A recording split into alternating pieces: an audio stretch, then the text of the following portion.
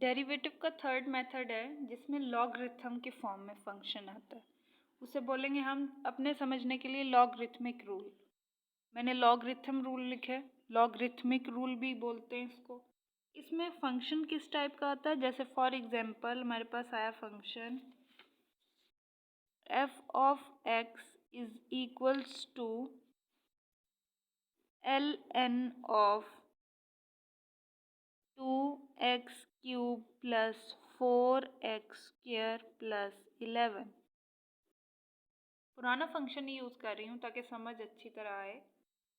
ln use होता है इसमें। आप कहोगे लॉगरिथम लिखा तो ln क्यों आया? छोटे लेवल पे 9th-10th तक ना हम लॉगरिथम पढ़ते हैं।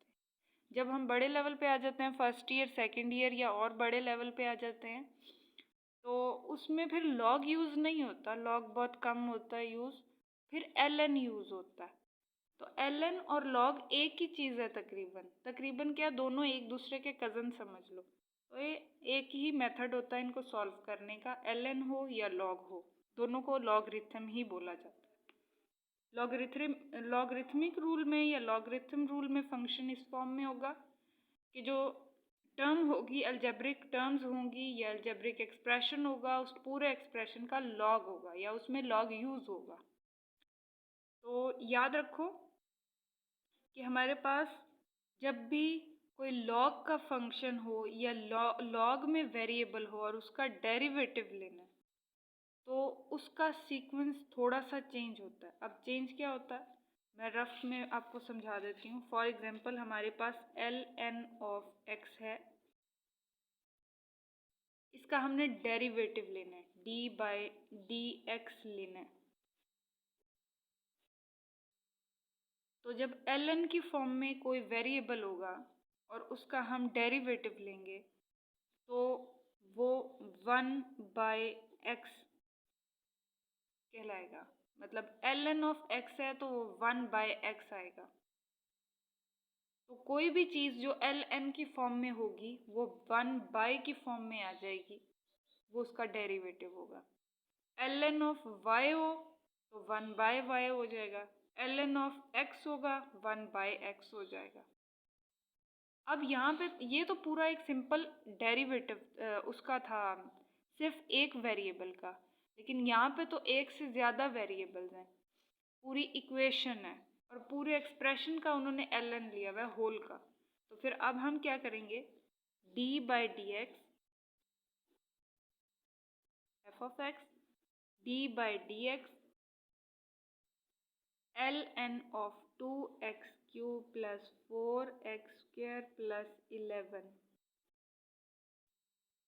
इस पूरी टर्म का ln के साथ डेरिवेटिव लिया है और एक दफ़ा ln के बगैर डेरिवेटिव लेंगे, d/dx 2x cube plus 4x square plus 11। तो ये इसका डेरिवेटिव का एक्सप्रेशन हो जाएगा। ये फंक्शन ln में था, हम क्या कहेंगे, ln के साथ एक बार डेरिवेटिव लिया और एक दफ़ा ln के बगैर डेरिवेटिव लिया। अच्छा, ये चीज़ पावर रूल के थोड़ी सी सिमिलर है। वो कैसे? पावर रूल में हमने किया था, यहाँ पे पावर होती थी और एक दफ़ा पावर के साथ डेरिवेटिव लिया था, एक दफ़ा पावर के बगैर डेरिवेटिव लिया था पावर रूल में। अब आज वाले में लॉगरिथम में हमने एक दफ़ा लॉग के साथ डेरिवेटिव लिया और एक लॉग के बगैर डेरिवेटिव लिया।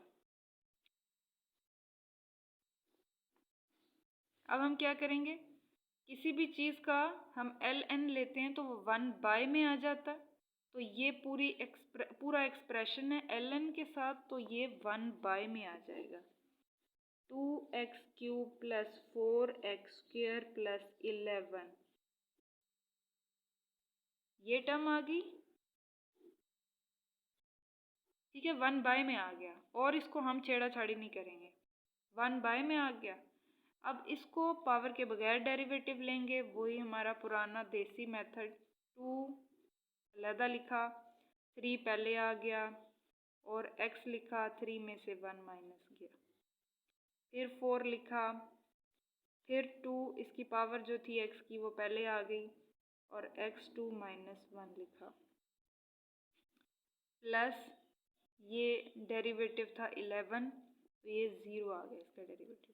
अब देखो पिछले मेथड में मैंने d बाई डी एक्स सबके साथ अलग-अलग सेपरेट किया था, इसमें नहीं किया। क्यों? क्योंकि जब आपको डेरिवेटिव्स बहुत ज़्यादा फ्रीक्वेंटली आना स्टार्ट हो जाते हैं, आपको पता चल जाता है कि इस चीज़ का ये डेरिवेटिव, इस चीज़ का ये आंसर है, तो आपको ज़रूरी नहीं है, ये चीज़ नेसेसरी नहीं है कि आप हर टर्म के साथ अलग-अलग खोल के d बाई डी एक्स लिखें। अगर आपको आना स्टार्ट हो गया, आप d बाई डी एक्स के बगैर भी इस स्टेप के बाद डायरेक्ट ये स्टेप करोगे, क्योंकि आपको पता है बोर्ड के पेपर्स में टाइम नहीं होता, आप स्टेप बाय स्टेप लिखो तो इतना बहुत डायरेक्ट काम चलता है। तो आप लिखोगे 2, 3 पावर पहले आ गई, फिर x, फिर 3 में से 1 माइनस किया, फिर 4, फिर 2 पहले आ गई, x का स्क्वायर में से 1 माइनस किया और इसका डेरिवेटिव 0। अच्छा, नेक्स्ट क्या करेंगे आप? यहाँ पे आ जाता है 1 by 2x cube plus 4x square plus 11। Next आ जाएगा वही 6x स्क्वायर, जो चीज़ बचा खुचा होगा वो सारा लिख देंगे। 4 2 ज़र 8, 2 में से 1 माइनस किया तो 1 रह गया, 0 लिखने की ज़रूरत नहीं। अब ये टर्म इसके साथ मल्टीप्लाई हो जाएगी तो आ जाएगा 6x square plus 8x divided by 2x cube plus 4x square plus 11। ये आपका आंसर है। अच्छा, बाज़ औक़ात ऐसा होता है कि हम जब ये सिंप्लीफाई करके आंसर लिख देते हैं ना, मल्टीप्लाई वगैरह करके, तो आगे भी फर्दर सिंप्लीफिकेशन हो सकती, कटिंग शटिंग हो सकती, कॉमन निकल सकता है, तो आप वो काम कर सकते हैं। ये तो मैंने बेसिक मेथड बताया ना, यहाँ तक आंसर निकाल दिया।